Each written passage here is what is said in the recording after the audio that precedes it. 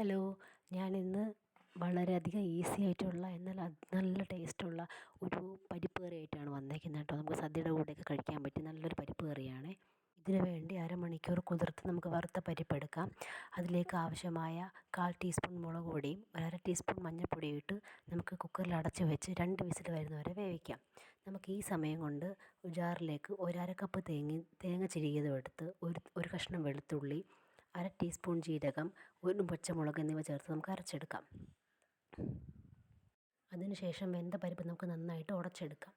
നമുക്ക് നന്നായിട്ട് തിളപ്പിച്ചാൽ വെള്ളമെല്ലാം വറ്റി നല്ല തിക്കാവുന്നവരെ നമുക്ക് കറി അടുപ്പിൽ വെച്ചിരിക്കണം. അതിനുശേഷം ആവശ്യത്തിന് ഉപ്പ് ചേർത്ത് കൊടുത്ത് അരച്ച് വെച്ചേക്കുന്ന അരപ്പ് കൂടെ ചേർത്ത് 1 മിനിറ്റ് നമുക്ക് ഇളക്കാം. അതിനുശേഷം കുറച്ച് കറിവേപ്പില നമുക്ക് എടുത്ത് അതിന് നന്നായിട്ട് ഉടച്ച് അതിലോട്ടൊന്ന് ചേർത്ത് കൊടുക്കണം. എന്നിട്ട് ഇളക്കിയതിന് ശേഷം 1 ടേബിൾ സ്പൂണ് പച്ച വെളിച്ചെണ്ണയും കൂടെ ഒഴിച്ച് കഴിഞ്ഞാൽ ഈസി ആയിട്ടുള്ള പരിപ്പ് കറി റെഡിയാണ്. അപ്പോൾ എല്ലാവരും ഒന്ന് ട്രൈ ചെയ്ത് നോക്കണം.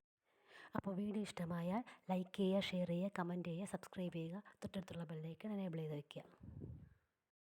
അപ്പോൾ മറ്റൊരു വീഡിയോയിൽ കാണുന്നവരെ എല്ലാവർക്കും ബൈ.